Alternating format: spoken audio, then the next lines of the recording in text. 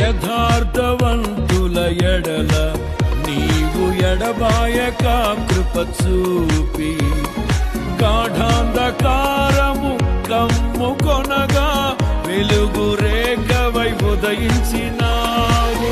నన్ను నీవు విడిపించినావు, ఇష్టుడనైనే నడచినందున దీర్ఘాయువుతో తృప్తి పరచిన సజీవుడవు నీవేనయ్యా.